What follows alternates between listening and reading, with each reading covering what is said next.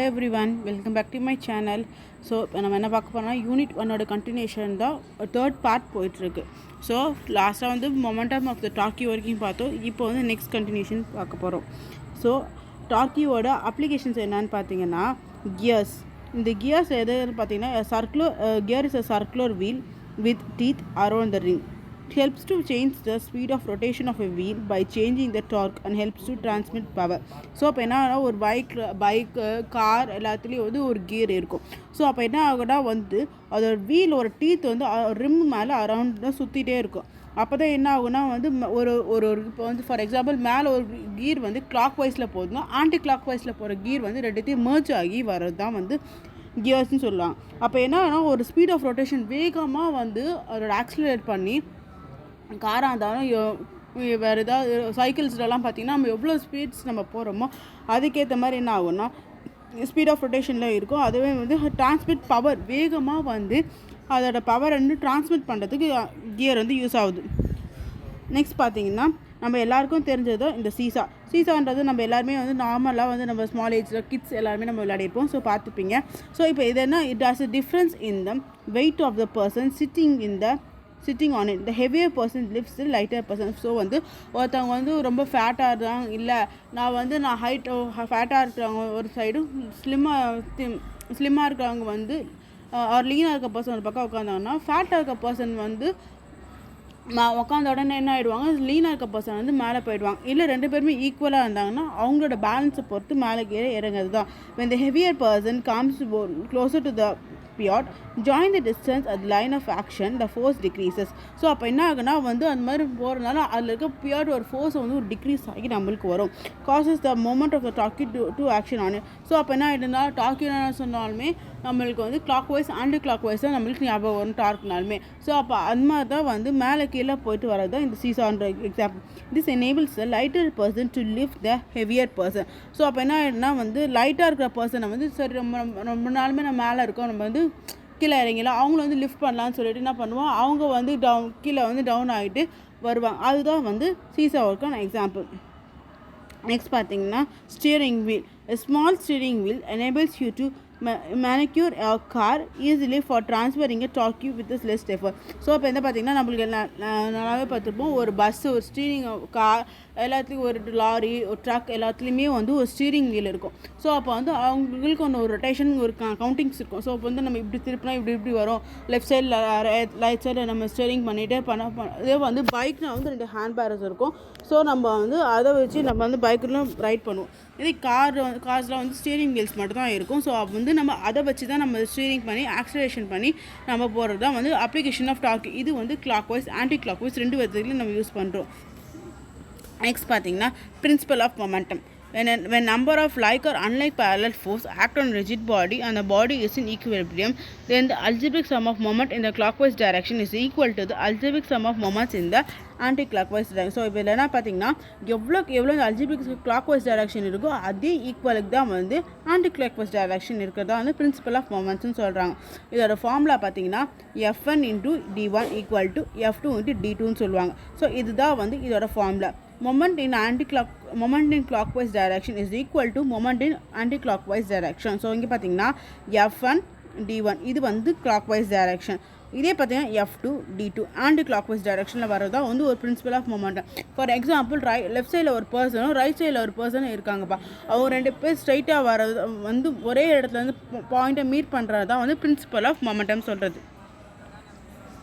Next Newton second law பார்த்துருக்கோம். Second law என்ன, rate of change of momentum of one object is proportional to the applied force in the direction of force. அதாவது வந்து ஒரு change of ஒரு object வந்து மொமெண்டமில் எப்படி இருக்குது, proportional to our force apply பண்ணால் எப்படி இருக்குது, டைரக்ஷன் ஆஃப் ஃபோர்ஸ் அப்ளை பண்ணால் எப்படி இருக்குன்றது தான் வந்து நியூட்டன்ஸோட செகண்ட் லா சொல்லியிருக்காரு.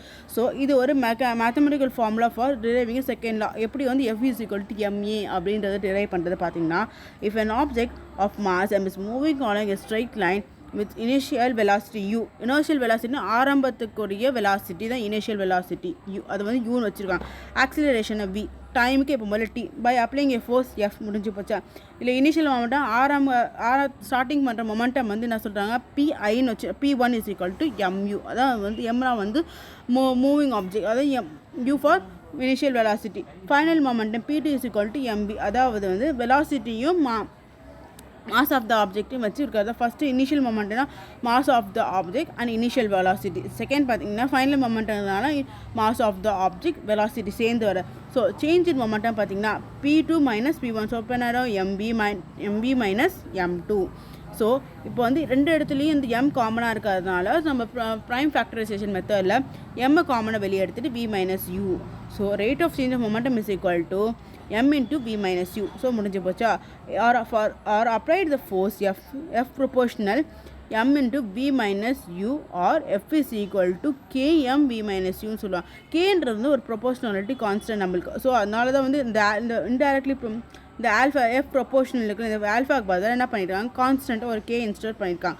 So but v minus u by t is equal to a. So வந்து இப்போ வந்து இனிஷியல் மொமெண்டம் ஃபைனல் மொமெண்டம் வச்சுட்டோம். ஸோ டிவைடட் பை டி அதான் வந்து டைம் வந்து அப்ளை பண்ணி that is equal to A, அதாவது ஆக்சலரேஷன் சொல்லுவாங்க அது. So F is equal to கேஎம்ஏன்னு எடுத்துட்டேன். இதெல்லாம் இது வந்து ப்ளஸில் இருக்குது, சாரி இந்த சைடில் இருக்கிறது மைனஸில் இருக்குது, இந்த பக்கம் வந்து ப்ளஸ்ஸாக மாறும். ஸோ அதனால் இது ரெண்டு கேன்சல் ஆகிடு. So F is equal to M காமனாக இருக்கிறதுனால அது அப்படியே எம் இருக்கும். So F is equal to KMA where K is a constant of proportionality or F is equal to எம்ஏன்னு சொல்லுவாங்க. The SI unit of mass is KG and acceleration is meter per second square or ms minus 2 சொல்லுவாங்க. So the unit of force is kg ms minus 2 or newton. its symbol is n சொல்லுவாங்க. Next impulse என்னன்னு பார்க்கலாம். இம்பல்ஸ்னால் என்னென்னா large force acting on a very short interval of time is call impulse force. அதாவது ஒரு force வந்து long இன்டர்வலில் எவ்வளோ எடுக்குது, ஷார்ட் இன்டர்வலில் எப்படி இருக்குது அப்படின்றது தான் வந்து இம்பல்ஸ் ஃபோர்ஸ்னு சொல்லுவாங்க. ஸோ இது ரெண்டுமே வந்து ஒரே இடத்துல நடக்கிறதா வந்து இம்பல்ஸ் ஃபோர்ஸ்னு சொல்லுவாங்க. when a force F acts on a body at a period of time t, then the product of force and time is known as impulse சொல்லுவாங்க. அதாவது வந்து ஒரு ஃபோர்ஸில் வந்து ஒரு பர்டிகுலர் பீரியட் ஆஃப் டைம் வந்து ஒரு ப்ராடக்ட் எவ்வளோ தூரத்துக்கு ஃபோர்ஸில் ட்ராவல் ஆகி வருது அதெல்லாம் சேர்ந்து தான் ஒரு இம்பல்ஸ்னு சொல்லுவாங்க. இந்த இம்பல்ஸ் எப்படி ரெப்ரசென்ட் பண்ணால் கேபிட்டல் ஜே. இம்பல்ஸோட ஃபார்முலா பார்த்தீங்கன்னா J is equal to F into T. F for force, T for time. By Newton's second law, F is equal to del P by T. That is, del refers to the change. So del P is equal to F into T. Combining first equation and second equation, del J is equal to del P ன்னு சொல்லுவாங்க.